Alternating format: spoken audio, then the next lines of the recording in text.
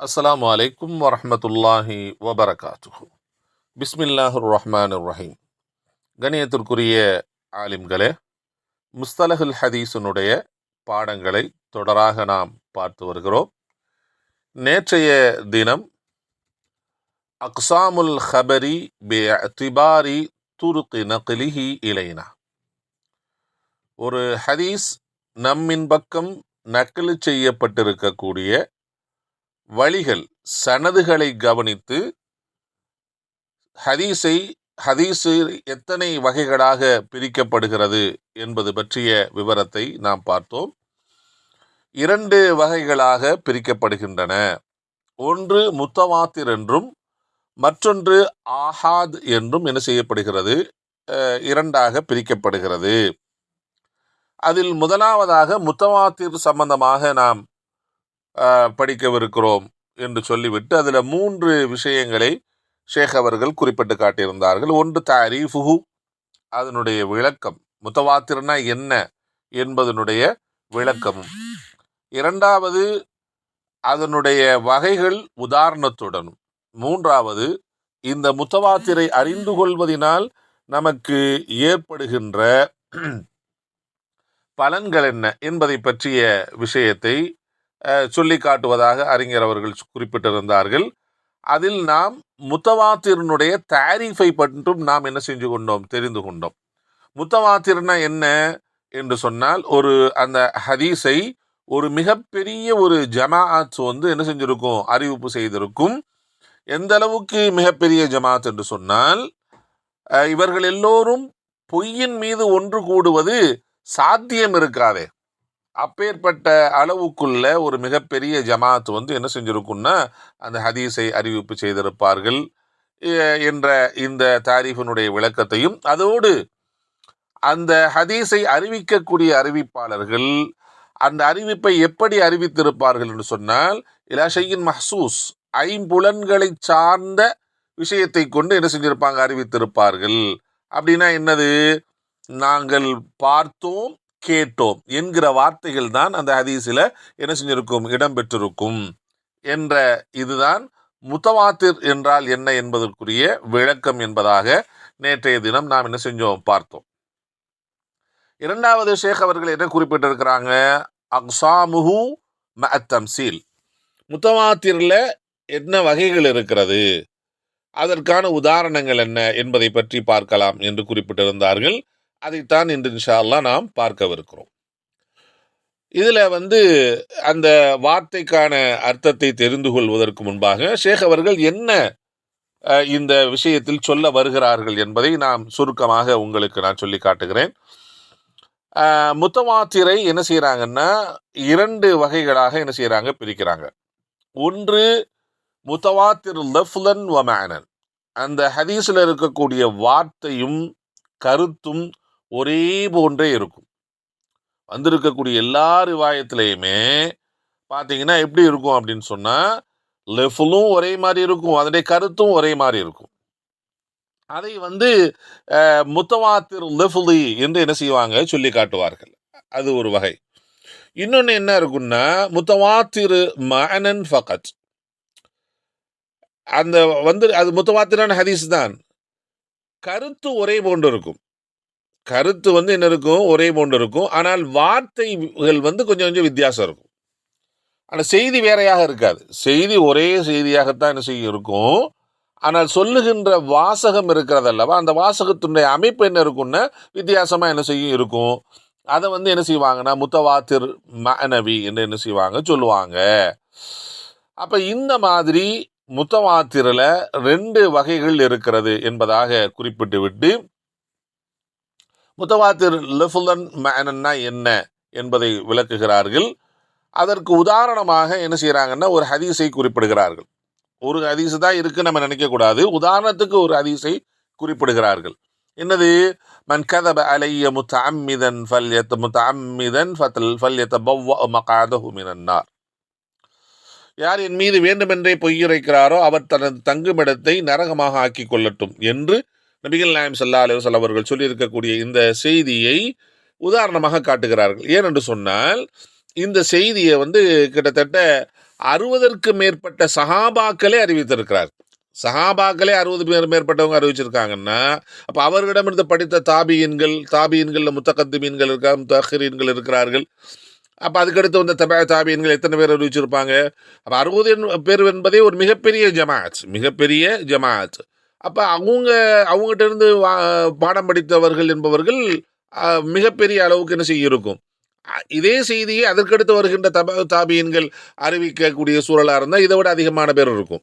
அப்போ இது என்ன நடந்திருக்கு என்று சொன்னால், ஆரம்பம் முதல் கடைசி வரைக்கும் அந்த ஒரு ஹதீஸை ஒவ்வொரு தபக்காத்திலுமே அதிகமான பேர் என்ன செஞ்சிருப்பாங்க, அறிவித்திருக்கிறார்கள். எப்படி அறிவித்திருக்கிறாங்க அப்படின்னு சொன்னா, லஃபுலன் மேனன், கருத்தும் மாறுபடவில்லை, அதில் இருக்கக்கூடிய வார்த்தைகளும் மாறுபடவில்லை. அவ்வாறு என்ன செஞ்சிருக்காங்க, அறிவித்திருக்கிறார்கள். அதற்கு இந்த ஹதீஸ் ஒரு சான்று என்பதாக என்ன செஞ்சிருக்கிறாங்க, அறிவித்திருக்கிறாங்க. இந்த 60 சஹாபாக்கள்ல அஷரத்துல் முபஷ்ஷராவும் இதற்குள் அடக்கம். அப்போ அதுக்கடுத்து பார்த்தீங்கன்னா வந்திருக்கக்கூடிய தாபியின்களில் இதை விட அதிகமான பேர் என்ன செஞ்சுருக்காங்க, அறிவிச்சிருக்காங்க. இது லெஃபுலன் மேனன், அர்த்தத்தாலும் வார்த்தையாலும் ஒன்றுபட்டு இருக்கக்கூடிய அந்த முத்தவாத்திரான ஹதீஸுக்கு ஒரு உதாரணம். சரி, அதே மாதிரி கருத்தால் ஒன்றுபட்டு இருக்கும், வார்த்தைகள் வித்தியாசப்பட்டு இருக்கும். அந்த முத்தவாத்திற்கு என்ன உதாரணம் அப்படின்னு சொன்ன, உதாரணத்துக்கு ஹதீஸு ஷஃபா, நபி ஸல்லல்லாஹு அலைஹி வஸல்லம் ஷஃபாஅத்தை பற்றி வந்திருக்கக்கூடிய ஹதீஸுகள். அது மாதிரி மஸஹ் அல் ஹுஃபைன், ஹுஃபைனின் மீது மசகு செய்யக்கூடிய சம்பந்தமாக வந்திருக்கக்கூடிய ஹதீஸுகள்.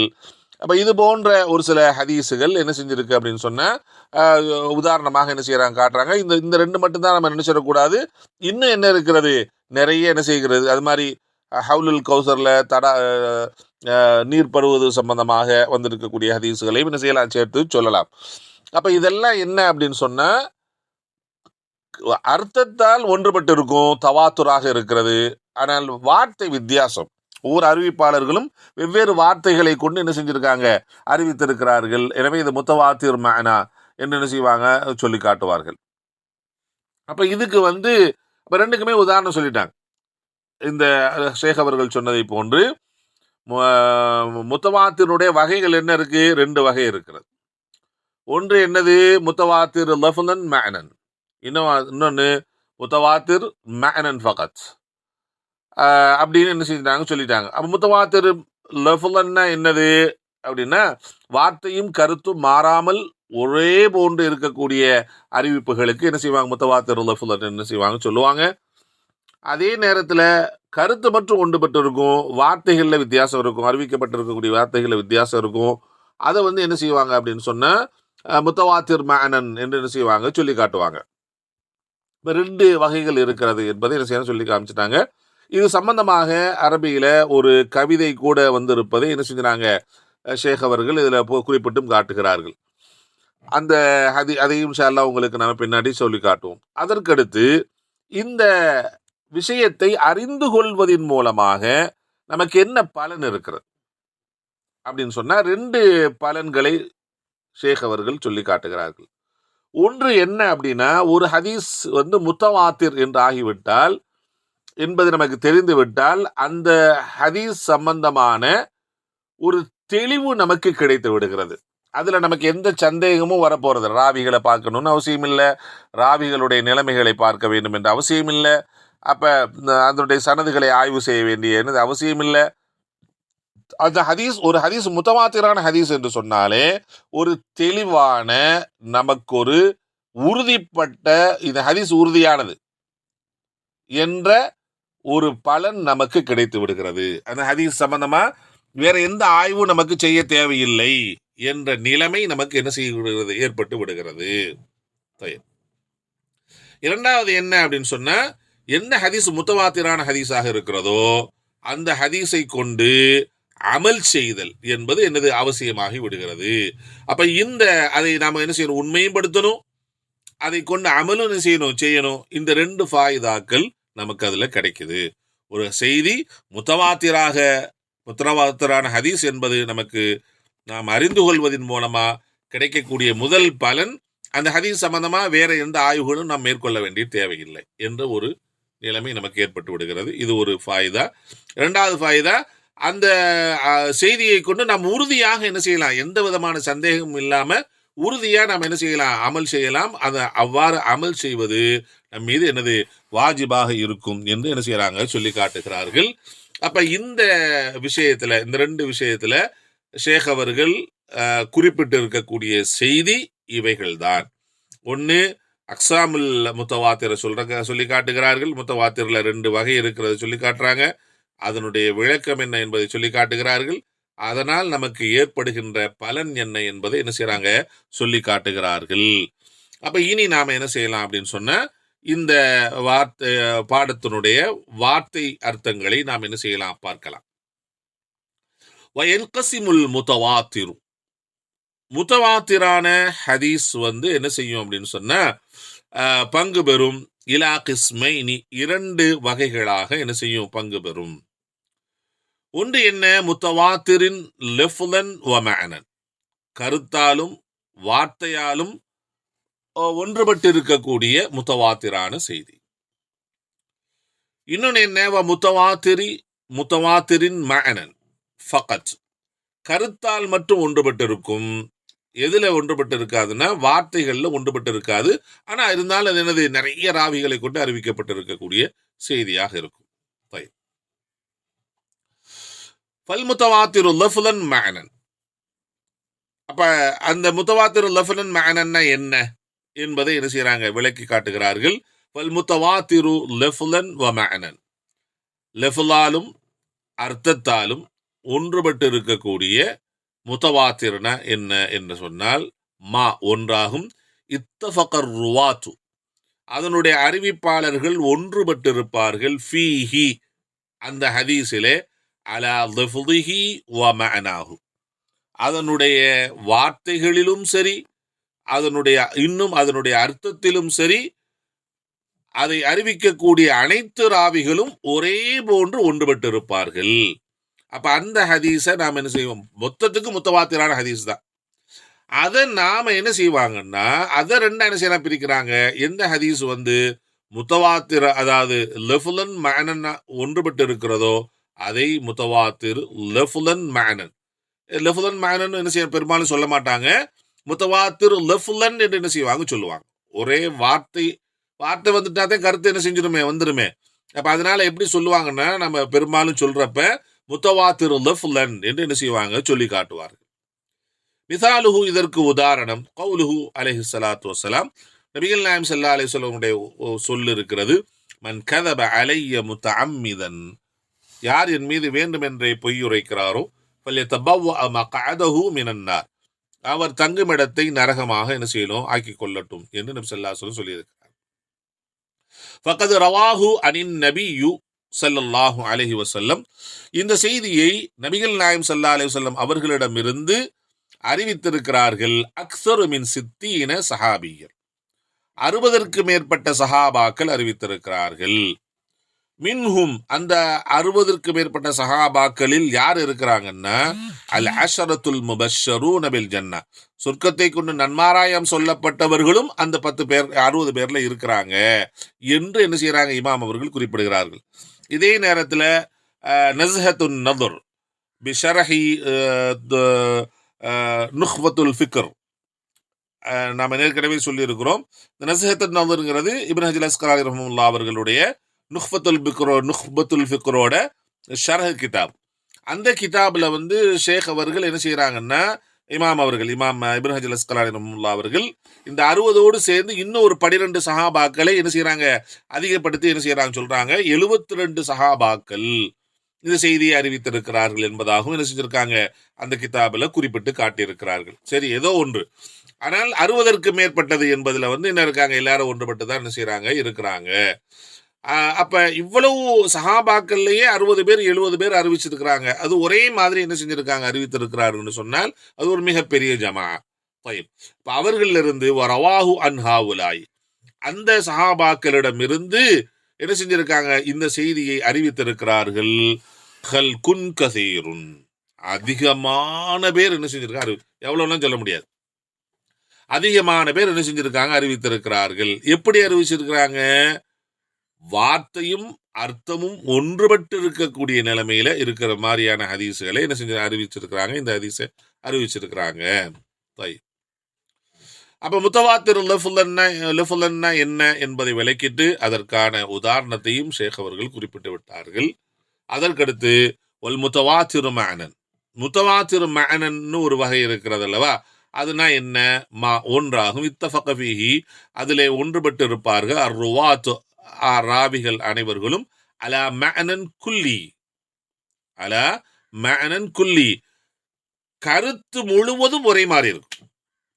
ஆனால் வன்ஃபரத குல்லு ஹதீஸின் பிலஃபுலிஹி காஸ், ஆனால் ஒவ்வொரு ஹதீஸும் அந்த ஹதீஸை அறிவித்திருக்கக்கூடிய அறிவிப்பாளர்கள் அந்த ஹதீஸினுடைய லெஃபுலில் தங்களுக்குரிய வார்த்தையை என்ன செய்ய சொல்வதிலே அவர்கள் ஒவ்வொருத்தரும் என்ன செஞ்சா பிரிந்திருப்பார்கள். வன்ஃபரத குல்லு ஹதீஸின், ஒவ்வொரு ஹதீஸும் அதிலே பிரிந்திருக்கும். பிலஃபுலிஹில் காஸ், தனிப்பட்ட லெஃபுலை கொண்டு. அப்ப அந்த அதை சொல்லியிருக்கக்கூடிய அறிவிப்பாளர்கள் என்ன செஞ்சிருப்பாங்கன்னா வார்த்தைகளுடைய அமைப்புல என்ன இருக்காங்கன்னா வித்தியாசப்படுத்தி அறிவிச்சிருப்பாங்க. ஆனால் கருத்து என்ன இருக்கும் அப்படின்னா ஒரே மாதிரி என்ன செய்யும் இருக்கும். கருத்து என்ன இருக்கும்? ஒரே மாதிரி என்ன செய்யும் இருக்கும். அப்ப அதற்கு என்ன உதாரணம்? மிசாலுஹு அஹாதீசு ஷஃபா, நபி ஸல்லல்லாஹு அலைஹி வஸல்லம் அவர்களுடைய ஷஃபாஅத்து சம்பந்தமா வந்திருக்கக்கூடிய ஹதீஸ். அதே மாதிரி நம்ம பார்த்தோம் அப்படின்னு சொன்னா மஸஹ் அலல் குஃபைன், மோசாவின் மீது மசகு செய்தல், காலுறையின் மீது மசகு செய்தல் சம்பந்தமாக வந்திருக்கக்கூடிய ஹதீஸு. அது மாதிரி இன்னும் ஒரு சில ஹதீஸுகள் என்ன செய்கிறது இருக்கிறது. இதெல்லாம் முத்தவாத்திர் மஅனன் என்பதற்கு உதாரணமான ஹதீஸுகள் ஆகும். இது சம்பந்தமாக என்ன இருக்கிறது? ஒரு கவிதையே வந்திருக்கிறது. அந்த கவிதையும் என்ன செஞ்சிருக்கிறாங்கன்னா அறிஞர் அவர்கள் குறிப்பிட்டு காட்டியிருக்கிறார்கள். மிம்மா தவாத்துர ஹதீசு, அதிகமான அறிவிப்புகளை கொண்டு வந்திருக்கக்கூடிய ஹதீஸ்களில் இருந்து உள்ளதுதான் மன் கதப அலைஹி முத்தஅம்மிதன் என்ற அந்த ஹதீஸு. வமன் பனா லில்லாஹி பைத்தன், யார் அல்லாஹ்விற்காக ஒரு வீரை கட்டுகிறாரோ பனல்லாஹு லஹு பைத்தன் பில் ஜன்னா என்று வருகின்ற அந்த ஹதீஸு. வஹ்தஸப், இது உனக்கு போதுமானதா. இதை அந்த அந்த கவிஞர் இப்படி சொல்லிட்டு இந்த ஹதீஸ் எல்லாம் என்ன இருக்கு? தவாத்துராக வந்திருக்கக்கூடிய ஹதீஸ் ஆகும். அதே நேரத்தில் ஒரு இயத்துன், தவாத்துரு லஃப்லன், வார்த்தைகளாலும் கருத்தாலும் ஒன்றுபட்டு இருக்கக்கூடிய ஹதீஸ். அதே நேரத்தில் ஒரு இயத்து அல்லாஹுவை பார்த்தல், ஷஃபாஅத்துன், அல்லாஹ் இது நபி ஸல்லல்லாஹு அலைஹி வஸல்லம் ஷஃபாஅத்து, வல் ஹவுலுல் கௌதர் சம்பந்தமா வந்திருக்கக்கூடிய ஹதீஸு. வ மஸ்ஹுல் குஃபைன், இரண்டு காலுறைகள் மீது மசகு செய்தல் சம்பந்தமாக வந்திருக்க ஹதீஸு. இவைகள் எல்லாம் வஹாதி பஅலுன், இவைகள் அனைத்தும் என்ன இருக்கு அப்படின்னா அந்த முத்தவாத்திரிலிருந்து ஒரு பகுதியாகும். ஒரு முத்தவாத்திலிருந்து ஒரு பகுதினா என்ன? முத்தவாத்திர் மஅனாவை சார்ந்ததாகும் என்று என்ன செய்கிறார்? ஒரு கவிஞர் ஒன்று குறிப்பிட்டு இருக்கிறார். அந்த ஹதீஸ், அந்த வார்த்தையும் இங்கே என்ன செஞ்சிருக்காங்கன்னா அறிஞர் அவர்கள் குறிப்பிட்டு இருக்கிறார்கள். அடுத்ததாக வல் முத்தவாத்திரு பிகிஸ்மைஹி யுஃபீது, இந்த முத்தவாத்திரான செய்திகள், இந்த முத்தவாத்திரின் இரண்டு பங்குகளுமே யுஃபீது பலனளிக்கும். முத்தவாத்திரை அறிந்து கொள்வதனால் நமக்கு என்ன பலன் ஏற்படுகிறது என்பதை பற்றி அறிஞர் என்ன செய்கிறார் என்று சொன்னால் குறிப்பிட்டு காட்டுகிறார். அந்த முத்தவாத்திரில் 2 வகைகள் இருக்கிறது என்பதை நாம் பார்த்து கொண்டோமா இல்லையா? அப்ப அந்த 2 பங்கை பற்றியுமே இங்கு குறிப்பிடுகிறார். அதான் வல் முத்தவாத்திரு, இந்த முத்தவாத்திரான இந்த ஹதீஸ் பிகிஸ்மைஹி, அதனுடைய 2 பங்குகளை கொண்டும் யுஃபீது, நமக்கு பலனளிக்கும். என்ன பலனளிக்கிறது? 2 பலன்களை குறிப்பிட்டு காட்டுகிறார். முதலாவது அல் இல்ம, ஒரு உறுதியான அறிவை, ஞானத்தை நமக்கு தருகிறது. வஹுவ, அந்த இல்முனா என்ன அப்படின்னா அல் கதஉ பிஸிஹ்ஹத்தி நிஸ்பத்திஹி இலா மன் நுகில அன்ஹு, யாரை தொட்டும் அந்த செய்தி நக்லு செய்யப்பட்டிருக்கிறதோ அவரின் அளவில் சேர்க்கப்படுகிற அந்த சனத், அந்த நிஸ்பத் உறுதியான சரியானது என்கிற ஒரு பரிபூரணமான இல்மை நமக்கு தருகிறது. அப்போ முத்தவாத்திரான ஒரு செய்தி நமக்கு கிடைத்திருப்பது, ஒரு முத்தவாத்திரான ஒரு ஹதீஸ் தான், இந்த ஹதீஸ் முத்தவாத்திரான ஹதீஸ் தான் என்று நமக்கு உறுதியாகிவிட்டால் அதில் நமக்கு கிடைக்கக்கூடிய முதலாவது பலன் என்னன்னா, அந்த ஹதீஸ் சம்பந்தமான அறிவிப்பு தொடர் இருக்கிறது அல்லவா, அந்த தொடர் சம்பந்தமான ஒரு உறுதியை நமக்கு கொடுத்து விடுகிறது. அதான் சொல்லி காட்டுகிறார், ஒஹுவ அந்த இல்மு என்றால் அல் கதஉ பிசிஹத்தின், அல் கத என்று சொன்னால் உறுதியாக, பிசிஹத்தின் அது சரியான உறுதியாக, எதில் நிஸ்பத்திஹி அந்த ஹதீஸை சேர்த்து வைப்பதில், இலாமன் நுக்கில அன்ஹு யாரை தொட்டும் அந்த செய்தி நக்லி செய்யப்பட்டிருக்கிறதோ அவரின் அளவில் இந்த செய்தியை சேர்த்து வைக்கக்கூடிய விஷயத்தில் மிக உறுதியான, அது சரிதான் என்கிற உறுதியான இல்மை நமக்கு தருகிறது. அப்போ நமக்கு தடுமாற்றமே வேண்டாம்.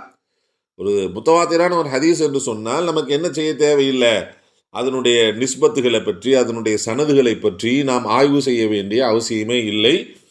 ஒரு உறுதியான இல்மை நமக்கு அந்த முத்தவாத்திரான ஹதீஸ் நமக்கு தந்து விடுகிறது என்று என்ன செய்கிறார், குறிப்பிடுகிறார். தயிப், இரண்டாவது என்ன பலனை நமக்கு தருகிறது, அல் அமல பிமா தல்ல அலை, அந்த ஹதீஸ் நமக்கு எதன் மீது அறிவித்து காட்டுகிறதோ அதை கொண்டு அமல் செய்வதற்கு நமக்கு என்ன செய்யப்படுகிறது, அதன் பக்கம் நமக்கு அறிவிக்கிறது. அறிவிக்கிறதுனா என்ன அர்த்தம், முத்தவாத்திரான ஹதீஸை கொண்டு அமல் செய்வது வாஜிபு என்பதில் அனைத்து ஹதீஸ் துறை அறிஞர்களும் என்ன செய்கிறாங்க அப்படின்னு சொன்னால் ஒன்றுபட்டு இருக்கிறார்கள். அப்போ ஒரு செய்தி முத்தவாத்திரான ஹதீஸிலிருந்து நமக்கு கிடைச்சிருச்சுன்னு சொன்னால் அதை கொண்டு அமல் செய்வது என்ன ஆகிவிடும், நம் மீது கடமையாக ஆகிவிடும். சரி, அமல் செய்கிறதுனா எப்படி அமல் செய்கிறது, அதையும் ரெண்டாக பிரித்து காட்டுகிறார் அறிஞர் அவர்கள். பி தஸ்தீகிஹி இன்கான ஹபரன், அந்த செய்தி அந்த ஹதீஸில் வந்திருக்கக்கூடியவை ஒரு செய்தியாக மட்டும் இருந்தால் அதை உண்மைப்படுத்துவது கொண்டு அமல் செய்தல். வ தத்பீகிஹி இன்கான தலபன், அந்த ஹதீஸில் வந்திருப்பது ஒரு ஏவலாக இருந்தால் அதை நடைமுறைப்படுத்துவது கொண்டு அமல் செய்வது. இதன் மீது நமக்கு என்ன செய்கிறது என்று சொன்னால் இந்த ஹதீஸுல் முத்தவாத்திர் நமக்கு அறிவித்து தருகிறது என்று என்ன செய்கிறார், குறிப்பிடுகிறார். என்ன நாம் இதில் விளங்கணும் அப்படின்னு சொன்னால், இப்போ ஒரு சில ஹதீஸுகளில் வெறும் ஒரு செய்திகள் மட்டும்தான் இருக்கும். இப்போ உதாரணத்திற்கு ஒரு முத்தவாத்திரான ஹதீஸில் மறுமை சம்பந்தமான செய்தி வந்திருக்கிறது என்று வைத்துக்கொள்வோம், அல்லது நரகம் சம்பந்தமாக, சொர்க்கம் சம்பந்தமாக, நரகத்தினுடைய வேதனைகள் சம்பந்தமாக, சொர்க்கத்துடைய இன்பங்கள் சம்பந்தமாக வந்திருக்கிறது என்று சொன்னால் அதில் ஒரு செய்தி மட்டும்தான் இருக்குது. நரகம் இப்படி இருக்கும், சொர்க்கம் இப்படி இருக்கும். அதில் நம்முடைய அமல்கள் எதுவும் இருக்குதா, ஒரு அமலும் இல்லை. இப்போ நாம் என்ன செய்யணும்னா, அந்த ஹதீஸில் என்ன வந்திருக்கிறதோ அதை கண்ணை மூடிக்கிட்டு என்ன செஞ்சிடணும், அதை உண்மை என்று நம்பிவிட வேண்டும், உண்மைப்படுத்த வேண்டும். இதுதான் அந்த ஹதீஸை கொண்டு அமல் செய்யக்கூடிய முறை. அதான் சொல்றாங்க, பி தஸ்தீகிஹி இன்கான ஹபரன், அந்த ஹதீஸில் வந்திருக்கக்கூடியவை ஒரு செய்தியாக மட்டுமே இருந்தால் அந்த செய்தியை உண்மைப்படுத்துவது கொண்டு அமல் செய்யணும். உண்மைப்படுத்துறது தான் அதில் அமல் செய்கிறது. வ தத்பீகிஹி இன்கான தலபன், அந்த ஹதீஸில் ஏதாகிலும் ஒரு ஏவல் இருந்தால், இப்படி செய்யுங்கள், அப்படி செய்யுங்கள், இதை செய்யாதீர்கள் என்கிற ஏவல் இருந்தால் அப்போ நாம் என்ன செய்யணும் என்று சொன்னால் அதை நடைமுறைப்படுத்துவது கொண்டு அமல் செய்தல். அப்போ ஹதீஸில் நமக்கு என்ன சொல்லப்பட்டிருக்கிறதோ அதை கொண்டு, அந்த ஏவல் சொல்லப்பட்டிருக்கிறதோ அந்த ஏவலை கொண்டு நடைமுறைப்படுத்துவது தான் அதை கொண்டு அமல் செய்தல். அப்போ இந்த ரெண்டு விஷயத்தையும் என்ன இருக்குது, முத்தவாத்திரான ஹதீஸில் வெறும் ஹபர்கள் மட்டும் இருக்கும், செய்திகள் மட்டும் இருக்கும். அப்படி செய்திகள் மட்டும் இருந்துச்சுன்னு சொன்னால் அதை கொண்டு நம்ம உண்மைப்படுத்திட்டு போயிடணும், அதான் அதை கொண்டு அமல் செய்தல். முஸ்லிம் முத்தவாத்தான ஹதீஸில் என்ன இருக்கும் பார்த்தோம், மன் கதப அலைய முத்தஅம்மிதன் ஃபல்யதபவ்வ மக்அதஹு மினன்னார். அது என்னது, செயல் சம்பந்தப்பட்ட ஒரு விஷயம். யார் என் மீது வேண்டுமென்றே பொய் சொல்லுகிறாரோ அவர் தங்குமிடத்தை நரகமாக ஆக்கி கொள்ளட்டும்னா என்ன சொல்லுது அந்த ஹதீஸு, நபி மீது பொய் சொல்லக்கூடாது என்கிற ஒரு ஒரு ஏவலை நமக்கு தருகிறது. அப்ப நாம என்ன செய்யணும்? அதை கொண்டு அமல் செய்ய வேண்டும். நம்ம மேல எந்த காலகட்டத்திலயும் பொய் சொல்லாம இருக்கணும். அப்படிங்கிற அமலை நமக்கு என்ன செய்கிறது? அது முத்தவாத்திரான ஹதீஸ் வலியுறுத்துகிறது. அப்ப இந்த விஷயங்கள இந்த 2 பலன்களை என்ன செய்கிறது என்று சொன்னா, முத்தவாத்திரான ஹதீஸ் தருகிறது. ஒன்று, அந்த முத்தவாத்திரான ஹதீஸினுடைய சனதின் மீது நமக்கு எந்த சந்தேகமும் இல்லாமல் உறுதியான இல்மை, இது சரிதான் அப்படிங்கிற உறுதியான இல்மை நமக்கு கொடுத்து விடுகிறது. 2வது என்ன, அந்த உறுதியான இல்மு கிடைச்சிருச்சுன்னா அதை கொண்டு அமல் செய்தல் நம் மீது வாஜிபாகி விடுகிறது. அமல் செய்தல் என்பதுல ஹபராக இருந்தால் அது உண்மைப்படுத்த வேண்டும், அது தலபாக ஏவலாக இருந்தால் அது செயல்படுத்த வேண்டும். இவ்வாறு தான் முத்தவாத்திரான ஹதீஸை கொண்டு அமல் செய்ய வேண்டும். இந்த 2 பலன்களும் முத்தவாத்திரான ஹதீஸை கொண்டு கிடைக்கின்ற பலன்கள் என்பதாக அறிஞர் நமக்கு குறிப்பிட்டு காட்டுகிறார். அப்ப இன்றைய தினம் முத்தவாத்திரான ஹதீஸில் இருக்கக்கூடிய வகைகள் என்னென்ன இருக்கிறது, அவைகளுடைய விளக்கம் என்ன, அவைகளுக்கு உடைய உதாரணங்கள் என்ன, அதோடு இந்த முத்தவாத்திரான ஹதீஸ்களை அறிந்து கொள்வதனால் நமக்கு கிடைக்கக்கூடிய பலன்கள் என்ன என்பதை பற்றி அறிஞர் விவரித்திருக்கக்கூடிய விஷயங்களை நாம் பூரணமாக தெரிந்து கொண்டோம். அல்லாஹ் சுப்ஹானஹு வ தஆலா நமக்கு விளக்கத்தை தர போதுமானவனாக இருக்கிறார். இன்ஷா அல்லாஹ் இதனுடைய தொடரை நாளை பார்க்கலாம். அஸ்ஸலாமு அலைக்கும் வரஹ்மத்துல்லாஹி வபரகாத்துஹு.